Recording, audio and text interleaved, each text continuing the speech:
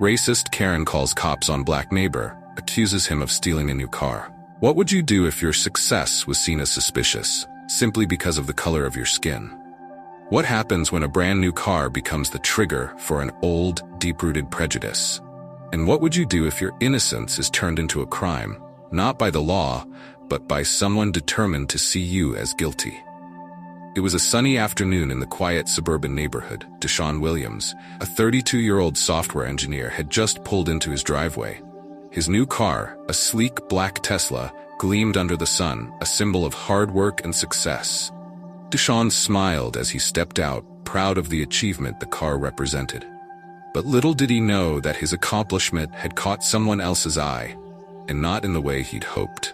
From across the street, Karen Miller, a middle-aged white woman with perfectly manicured lawns and a well-practiced scowl, glared through her living room window. Her eyes narrowed as she watched DeShawn exit the car. To her, it wasn't just a car, it was a question, an accusation. How could he afford that, she wondered, and then, more insidiously, did he steal it? Without hesitation, Karen grabbed her phone, fingers shaking, not from fear but from the adrenaline of a self-imposed righteousness.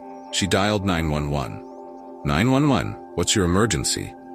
Karen's voice came out sharp, like she'd been preparing for this moment her entire life. Yes, I need to report a crime. My neighbor, a black man, I just saw him driving a brand new car and I know he didn't buy it. I'm sure he stole it. He's acting suspicious. But here's the question. What was so suspicious? Was it the car, or was it the man behind the wheel? And why does the sight of a successful black man provoke fear in some? DeShawn, oblivious to the storm brewing across the street, entered his home with a sense of relief. It had been a long day at work, and all he wanted was to relax, maybe call his fiancée, Jada, and tell her about the great deal he got on the Tesla. But peace would have to wait. 10 minutes later, there was a knock at the door. Firm, loud, and unmistakably authoritative. What would you do if the police knocked at your door, not because you did something wrong, but because someone assumed you did? DeShawn opened the door to find two police officers standing there, hands resting on their belts. Behind them, Karen stood on her porch, arms crossed, her gaze cold and victorious. Good afternoon, officers, DeShawn greeted them calmly, but the tension in the air was already thickening. Sir, we received a report about a possible stolen vehicle, one of the officers said, glancing at the Tesla in the driveway. DeShawn frowned, confused. Stolen? That's my car. How does one prove their innocence when their only crime is being black in the wrong person's eyes? The officers exchanged a look. One of them pulled out a notepad, while the other subtly shifted his stance, almost as if preparing for something to go wrong. Do you have proof of ownership? The first officer asked. DeShawn's pulse quickened. He knew this wasn't a standard traffic stop. This was something far more sinister. He was being asked to prove his innocence because someone else's prejudice made him guilty by default. He nodded. Yeah, let me grab the paperwork. As he turned back into his house, Karen's voice sliced through the air. Why are you letting him go inside?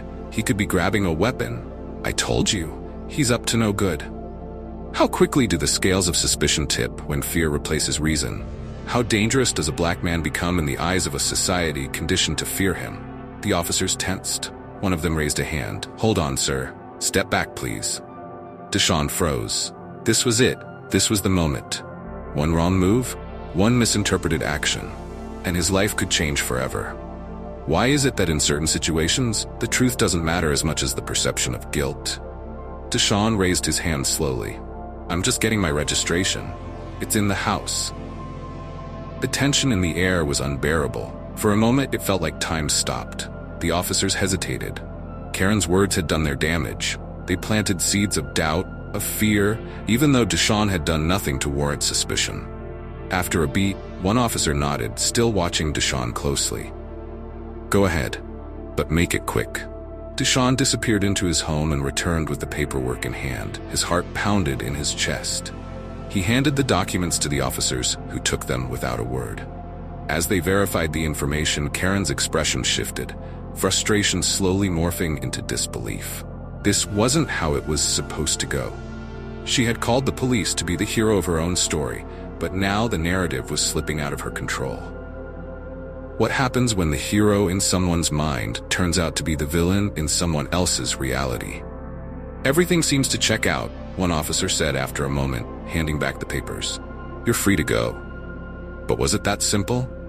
Was DeShawn really free, or had Karen's call placed invisible chains on his every movement? Had her words put a target on his back, making him suspicious forever in the eyes of those who had power over him? DeShawn wanted to ask the officers, what if I was white? Would we even be having this conversation? But he didn't. Instead, he just nodded, trying to keep his anger in check. Thank you, officers, he said, voice tight. As the officers turned to leave, Karen wasn't finished. Wait, she shouted, stepping forward. Aren't you going to arrest him? Search the car? He's hiding something. I know it. How many times does a black man have to prove his innocence before he's believed? The officers exchanged a glance, one of them finally speaking up. Ma'am, he hasn't done anything wrong. The car is his, but Karen wouldn't let it go. Her world didn't allow for a black man to have something she couldn't justify. It made her uncomfortable. It made her fearful. And fear, when left unchecked, turns into something far more dangerous. Why do some people refuse to believe the truth when it doesn't align with their biases? DeShawn had had enough. He stepped forward, his voice calm but firm. Why do you think I stole the car, Karen? The question hung in the air, heavy with unspoken history. Karen sputtered, taken aback. I just know people like you. You can't afford something like that. There it was, the ugly truth, laid bare for everyone to see. Her fear wasn't about the car, it was about him, about who he was in her eyes. But what do you do when your identity is seen as a crime? The officers, sensing that the situation was deteriorating, moved to de-escalate. Ma'am, it's time to go inside. There's nothing more to discuss here. Karen, red-faced and trembling with rage, pointed at DeShawn one last time. This isn't over, she hissed, before storming back to her house. How many black men have had to endure threats, not because of what they've done, but because of what they represent in the eyes of the prejudiced? As the officers left, DeShawn stood alone in his driveway. The gleaming Tesla behind him didn't feel like an accomplishment anymore. It felt like a symbol of everything he was fighting against. A constant reminder that his success would always be questioned, his character always suspect. His phone buzzed in his pocket. It was Jada. How's the new car? She asked cheerfully on the other end of the line. DeShawn paused, looking at the car, then at Karen's house, the curtains shifting slightly as she peeked out once more. How do you explain to someone that your dream come true could have cost you your life?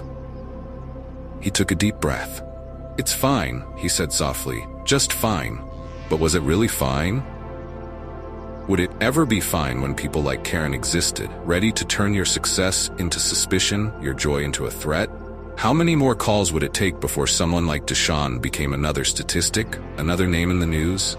And the most important question of all, how many more times will we let this happen before we demand real change?